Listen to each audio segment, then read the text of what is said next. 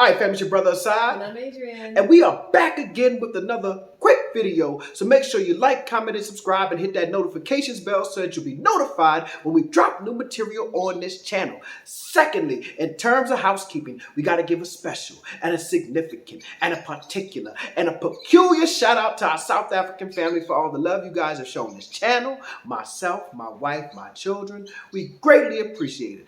Third, in terms of housekeeping, bam, bam, bam. I don't think there's no third right now. For a while we were telling KZN to stand up. They stood up. They stood up. Yeah, we were. Oh Lord, got the windows open right now. They got the doors. The doors open on this other side. Yeah, we get elements are coming in. Yeah, see, we're not used to that back in the States. We keep the screens on. I don't see no screens on any of these windows. Yeah. And I asked somebody about it, and they said they don't do screens here. Right. They said they don't do screens, but we do screens. So you could get the inside feel without the outside bugs. Right. No flies, gnats, mosquitoes. They stay outside, but the fresh air comes in. But I mean, it's so beautiful. Let me show y'all. Let me see. Bam. Bam. See, that's that outside backyard, you know? So that's what we're looking at.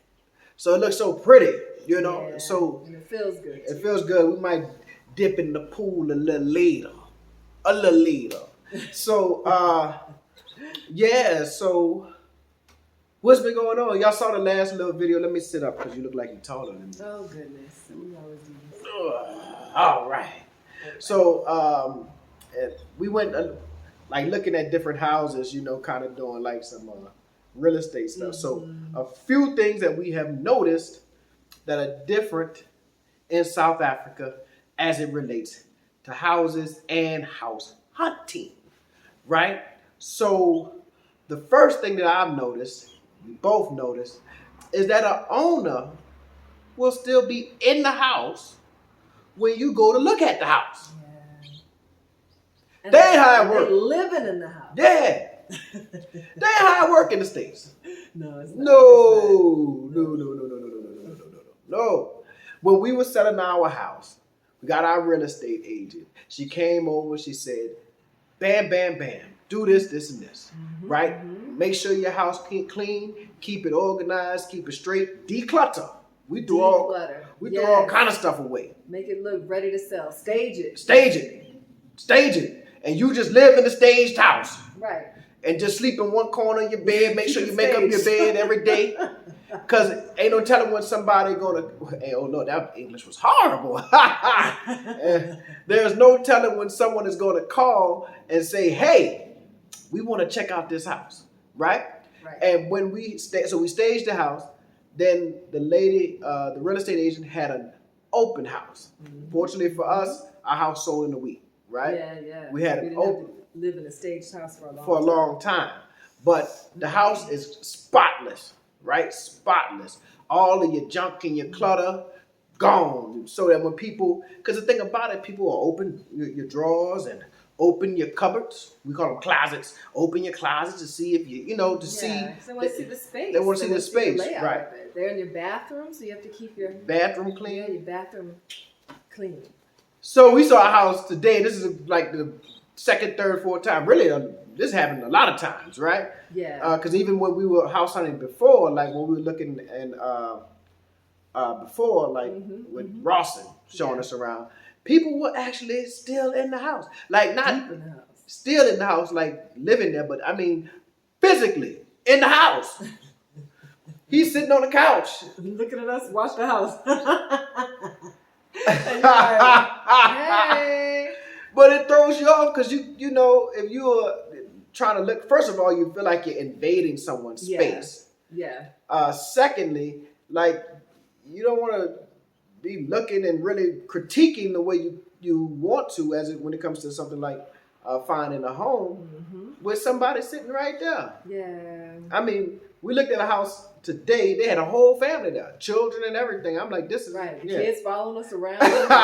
We go look out in the garden, and she run around and jump on the swing, and attention seeking that children do. Yeah. And I was like, this is a lot. Yeah. And it wasn't. You're walking in the bedrooms. The bed's not made. It's like, oh, y'all, come on now. Yeah. So. Do you really want to sell this house? Right, and I don't know. apparently it works here, obviously, but that's not that wouldn't rock in the States. Nah. Because they always say no one wants to see. They want to be able to picture themselves in the house, That's not it. you. That's it. So even when we were about to sell our house, they were like, we had colors on the walls, like the paint on the wall that we liked, that match with our furniture and our decor and our little African prints on the wall and all that. Real estate, hey, paint all this. Neutral colors. Neutral colors. Like that. Everybody don't like everybody don't like your style. So paint some neutral colors so they can come in here and envision themselves in that house with the colors that they want on the wall. Right. And this, that, and the third. So that's one of the differences we've seen. What's another difference? Major difference. It's hard because you have to reach out to individual agents to see it, or they'll be like, I can show you a few, but it's the ones that they are attached to, which a lot of times they're not attached to a whole lot of great houses. Right. Or at least not what we consider. Right. Great. Right. So one person, I went out to see one house and she's like, I have a few more I can show you. And all of them ended up being a little trash. Whack. They're always whack. You left one talking about got in the car and hated it. Oh, so funny. Did I? Before I can even ask y'all.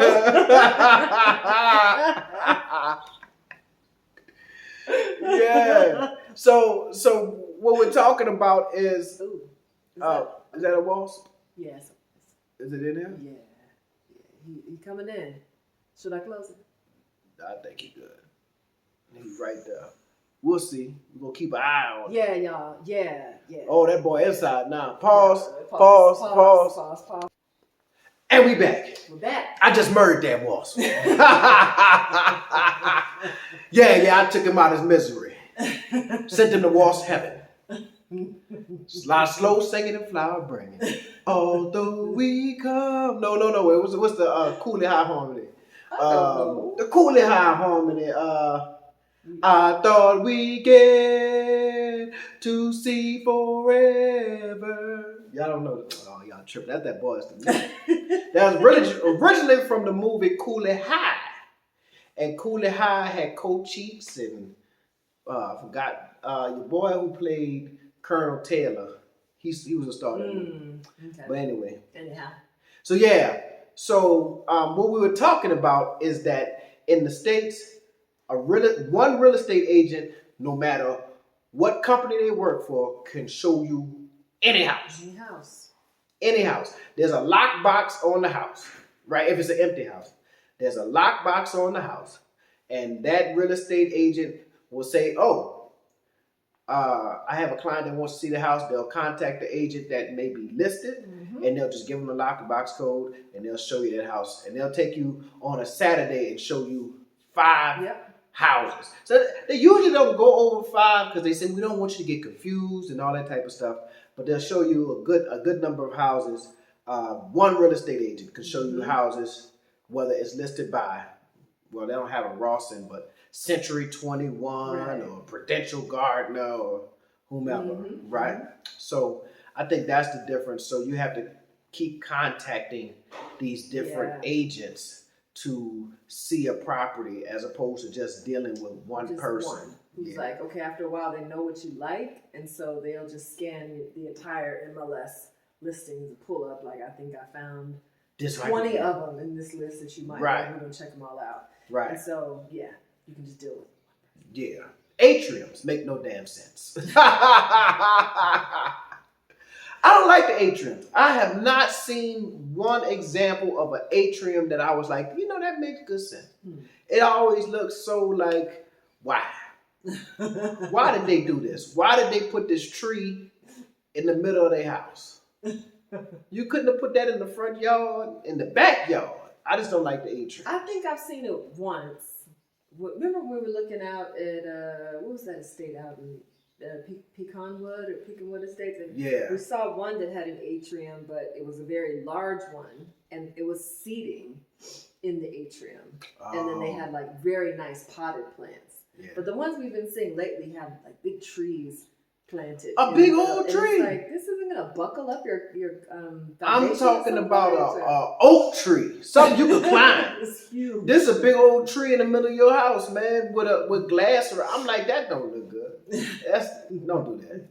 Don't do that. I remember some places we saw they had the koi fish everywhere with the.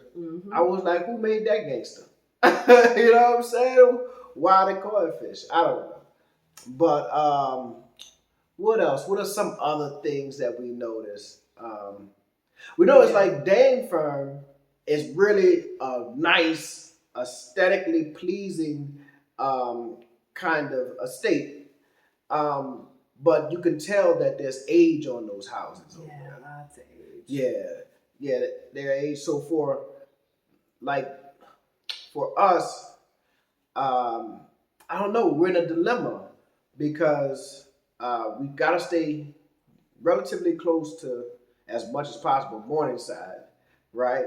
Because our children go to school there, and going out to like Kalami, what's it called? Kalami.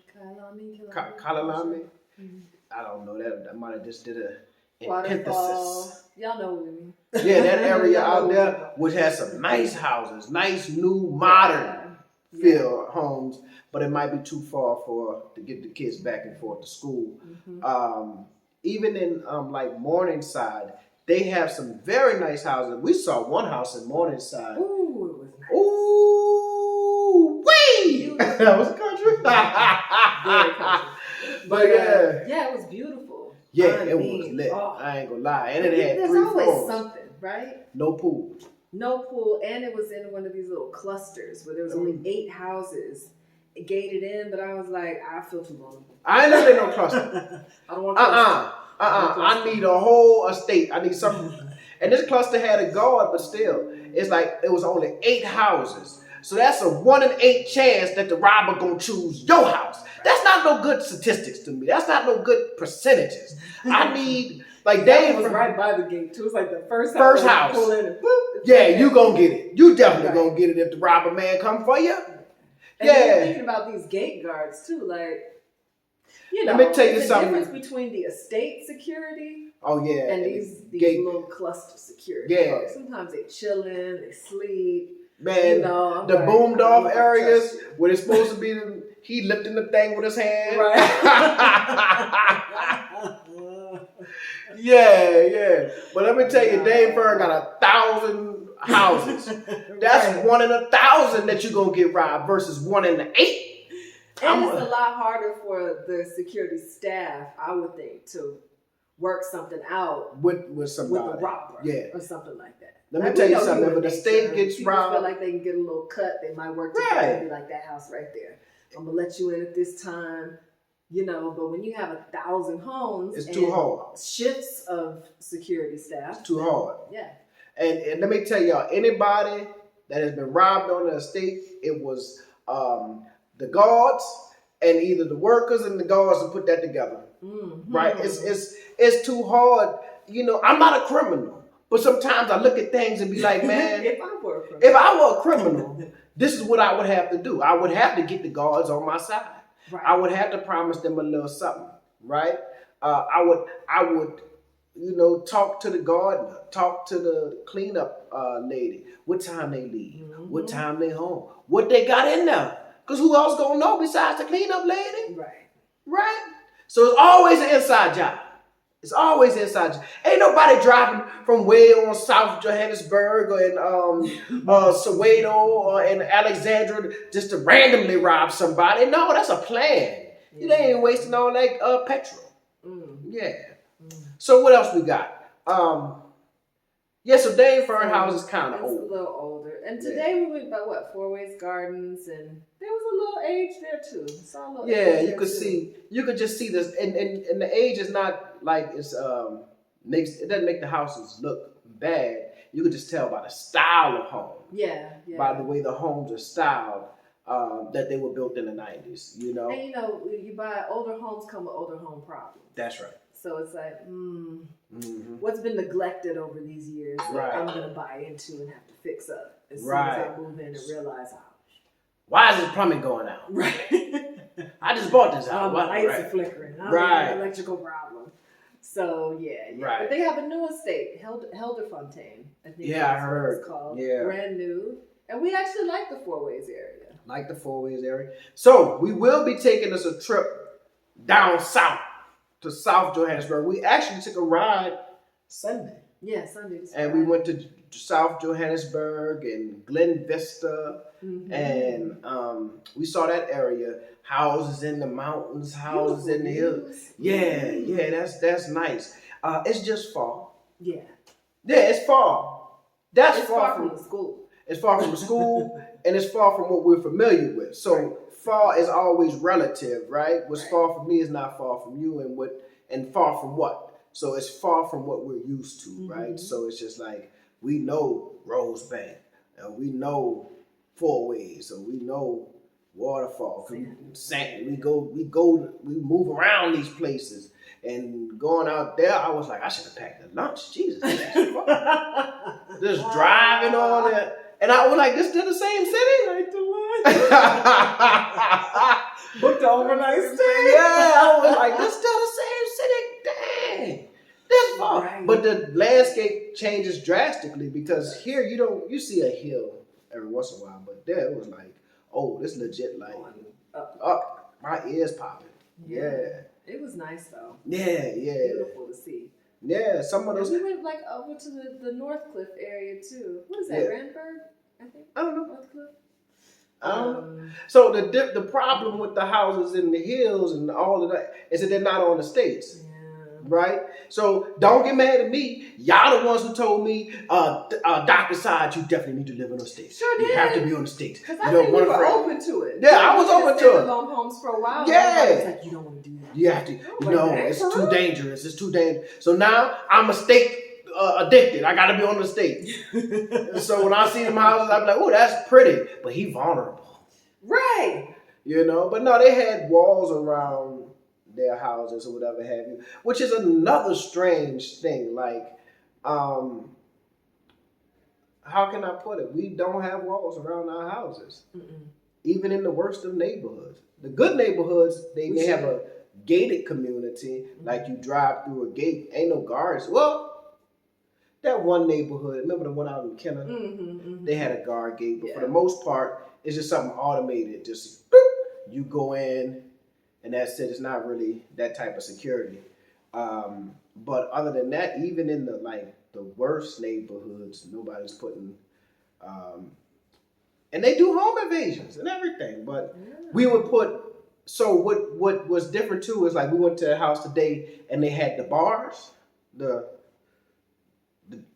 gate, the jail gate with the with the bars or whatever have you. We would have that on the outside of the house. That's on your front door. Yeah. And here's the difference. Insurance here will either request or strongly advise that you have those gates on your in your house to protect your sleeping area or whatever have you. At least that's what the real estate agent. Yeah, that's what the real estate agent told us. In the States, your insurance will go up if you have those bars on your house because they're saying that's a fire hazard. Yeah. So when I was home 3 weeks ago now, at my sister's house, she was literally getting her bars not renovated, but she was installing new bars, right? Because she has them on the outside of her house, where she lives in like a fire neighborhood. Ain't nobody really going in there, but it's New Orleans, right?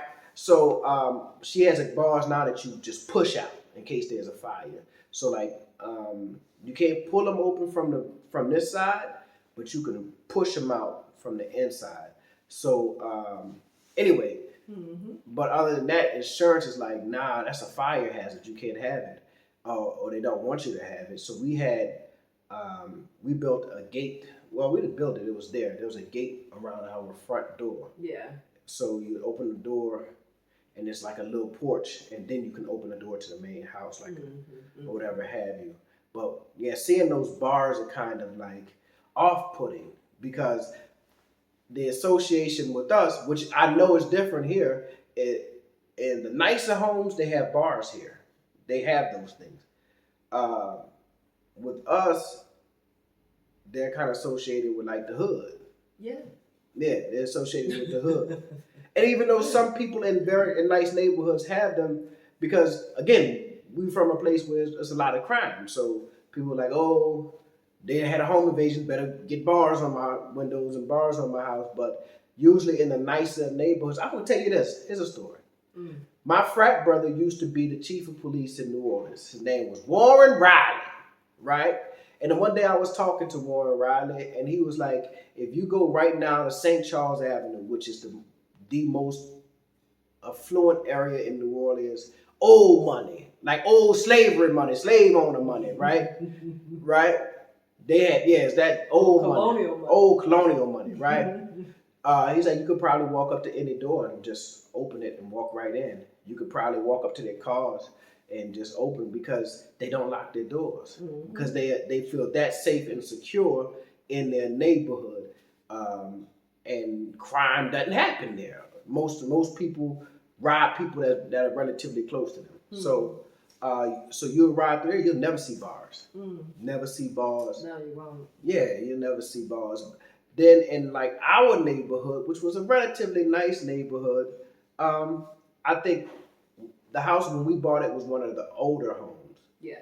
It was totally renovated after the storm, Hurricane Katrina, whatever, so everything was brand new. But it still had the bars on it. The newer homes that they built, because Hurricane Katrina flattened houses, destroyed houses, and all that stuff. So the newer homes that were built after we bought ours, they didn't have bars. They had like security systems and alarms and cameras everywhere. Oh, you were recorded now. Oh, you definitely recorded. When the people carjacked that man and they looked, everybody. All the neighbors pulled out their video. Everybody got cameras. Every angle. I mean, you recorded for everything. And then this is him. I saw him over here the other day. Wait. And then they pulled that clip. Look at him. You see, he ran down this alleyway here. Right. Yeah. So then, like, look, I used to be talking bad about my neighbors, you know. And I realized that when she pulled out her video to show the video of the carjacking, that she had audio. At some point, she quit speaking to us, and I think she heard us say something. But I think she pulled a Karen on us once, though. Yeah, you remember that? She pulled a Karen on us. We were cool until that. We had our Airbnb guests and little thing in the back, and the guests got into it. Right. Arguing. No, the guest didn't get into it. The guest was outside on the phone arguing with his mama. That's right. And he was talking loud. And she gonna call me in a tip. Assad, I think your guests are fighting outside right now. Yeah. And my wife has just called the police because and so yeah, the way she painted the picture, we thought that they were on the front lawn duking it out. Right. They were fighting. Physically. So I'm like, oh God, we got to get back to the house. You fighting in these white people neighborhood? Man, what is wrong? Calling the guests, what's going on? Damn. And we get there, and the man was on the phone talking loud. Arguing with his mom. He was arguing with his mama on the phone. That's it. And she tried to make it like he was fighting his girlfriend. That's what it was. Right. So I'm like, oh Lord, he beating on the girl at the house. Oh man, let me get here. I left work, get to the house, and I'm the girl, ain't nothing wrong with her. She ain't got no marks. She ain't crying. They in there laughing and talking. He was like, I was arguing with my mama on the phone. These were youngsters, like 23, 24, right? He was like, I was arguing with my mama on the phone. I was like, wow. She pulled the whole. So then called the police. He called the police, yeah. The police, y'all. Right. Now, and calling the police. George Floyd. This is post all of this that they're showing how people are calling the police, and this is ending up in deadly encounters for black men. And she gonna call the police over an argument? Calling the police on a black man is equal to pulling a gun. You just gonna kill him by proxy. You understand what I'm saying? Like that's real. That's the danger you were putting me and this other, because it was a black dude. Right. Other black dude into the guest was a black guy. So us too, because if they roll up to the house, they don't know who's who. They don't know what did David Chappelle say? They don't know who's Clifford. Right. They don't know who's Clifford. So yeah, So I used to talk bad about her. And then I realized she had all the. She probably heard, and ain't no telling what my daddy said when he come around the house. Yeah, ain't no telling what my daddy said. No filter. No telling what she heard. I just know after that incident, I don't think she ever spoke to us again. I said she must have heard something. Matter of fact, she moved up the street.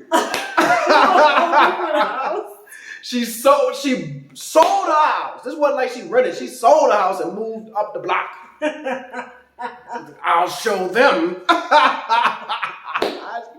Ooh, good riddance. Bye. Yeah. Oh, we got way off topic. Oh yeah, we don't never stay on topic. Yeah, so house hunting is different here. It's not different. No, so we purchased we just got us another little property, and shout out to Rosebank. But so we purchased before, so the purchasing process is similar. Mm-hmm. The house hunting process kind of sort of similar. I mean, yeah, you have a real estate agent, someone's gonna show you the house or whatever have you. But I always wondered, how can the real estate agent be my agent and the seller's agent? Mm-hmm. That seemed like the real estate agent is going to try to keep the price as high as possible because she getting a cut, she getting a percentage of what that price is, So, but on the flip side, it's the same thing in the States because they get all of them get a percentage. They get a percentage, so they want to get it as high as possible. But I think the one working for you also wants to make sure that you actually buy a house. So they're going to be like, let me make sure that we can negotiate to where the sale actually happens. Something is better than nothing. Right. So and you let them duke it out. So when you buy a house in the States, you don't talk to the owner. The real estate agent talk to the other real estate agent, and they talk, and then they sign papers, and they send you an offer. Hey, this is what they're offering. But yet, as the buyer, this is what I'm offering. Whatever have you. I sign it, give it to my real estate agent. She gives it to their real estate agent. Yeah. Their real estate agent gives it to them, and they either yay or nay. They talk it out. Is this a good deal? Well, no, you should counter. Go up 20,000. Go down 15. Whatever have you. Yeah. No closing costs. Right. Yeah. So that's a different. You don't really experience that here because you just have one real estate agent, and they're not too keen. And we've been through this process at least 1, 2, 3, now 4 times. They're not too keen on negotiations. No, we didn't try. Believe me, I didn't try. I done lied and told the people I ain't got no money. I'm broke. I'm starving. All kind of stuff. Give me a deal. Man, I'm getting ready to walk away. Okay. Eventually. Yeah. So they're not too keen on negotiation. Maybe a dollar or two, but not something significant. It doesn't seem like that aggressive. We're gonna make a deal happen. Right. Right. And typically it's like, oh, what do you need? Let's come on, don't walk away. Let's make a deal. Right. Let's figure this out. You don't get that. There's I think sellers in the U.S. if it's just not an egregious discount that you start to ask for, if they start off at $400,000 and you drop to $375,000, that's reasonable. Right. Depending on it, you might drop to $350,000, but $50,000 is yeah. But $375,000, they maybe say, "Oh yeah, we'll take it." Right. We'll come back $380,000. $385,000. Meet me midway. You know what I'm saying? They expect the negotiation. They expect it. Right. They set the price pretty high because they're expecting you to negotiate down, right? Mm-hmm. And you know this, so you're trying to negotiate as down because you already know it's inflated. Right? You already know it's inflated. It's like, we can ask $400,000, but if we get $375,000 or whatever have you, that'll be good. Right. So you already know that. So you're trying to get to $375,000 where they're happy, right? They're trying to get just a little extra, $380,000, $385,000, whatever have you, so they can feel like they got that much of profit. So the negotiation thing is important. Not a lot of negotiation here. We've experienced. Nah. It's like this is the price. Right. I think we had a little negotiation on that Malvern property. Yeah. Like a little bit. They were also eager to sell. They were trying to get off of it. Shout out to the pandemic When people like, we need some cash. Shout out to COVID. COVID was draining them boys. Yeah, I got you now. Profiting from disaster. That's wrong. That's wrong, but I did it. So, yeah, I think that's about it. Other than that, I mean, we know there's just some absolutely outstandingly beautiful, gorgeous estates and homes. For us, we're a little limited on where we can go because, yeah, we saw some nice stuff in the South. We know that if you go out towards Mid-Rand and Waterfall and that area and all that, they have phenomenal homes. We know Morningside is just too expensive. Yeah. Morningside is expensive. Yeah, for what you get. One of those, we saw very nice homes in Morningside, but it's like, then it's boomed off and it's not estates. I think they only got the River Club estates. They may have another one, but River Club estates for sure. Yeah, Santon and those areas like Livonia and Morningside, they tend to have like more standalone homes. Yeah. Everybody's scared us out of the standalone. So Especially since y'all won't let me get them straps. Right. You did. Tell South Africa loosen these gun laws. I don't know. South Africans be like, he's so American, all he care about is guns. Yeah, until we start having mass shootings here, then you be like, well, we have to leave because it's too dangerous. It's too dangerous in South Africa. They just shooting. Man, New Orleans had 10 shootings in the 24-hour period. 10 people, they were just dropping like flies. Pow, pow. But see, when you come from an environment like that, don't you want to have a gun? Don't you want to have a gun when they shoot 10 people in one night in a little bitty old city? You need to be strapped. You gotta be, because you're gonna end up a victim. I'd rather leave. Huh? I'd rather leave. Well, we here in this little state. I'd just rather leave. Nah. In the words of the great philosophical musician, CeeLo Green, every now and then, I wonder if the gates were put up to keep crime out or keep our butts in. Philosophical. I think when I say it's for crime. You think it's for crime? It's for crime now. Now when I see the white women walking their dogs outside, like at 9 o'clock. They meant to keep her in. I don't know. Anyway, family. Anything else? No. That's about it. I think that's about it. All right, we'll be back soon. Like, we're discussing what's going on with this meetup. There may be some things that we're trying to work on, or we may skip the month of December because we know a lot of people are leaving, going back and forth. So it's family time. It's family time. Y'all go eat with y'all family. And so we'll probably be back. But Stacey and Red, shout out Stacey and Red from Changing the Narrative.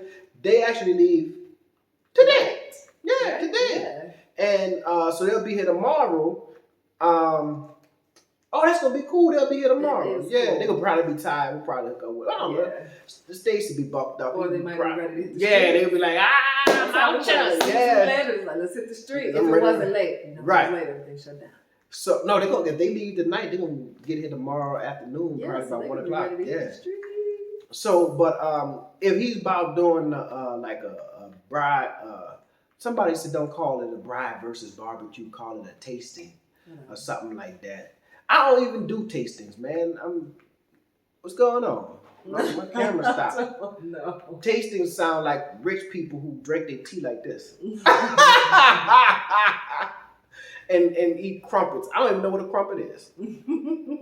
I have no idea what a crumpet is. But So barbecue versus bride sound good to me. If Stacey about it, we'll work that out. We'll let y'all know. All right, family. Let me go on and stop.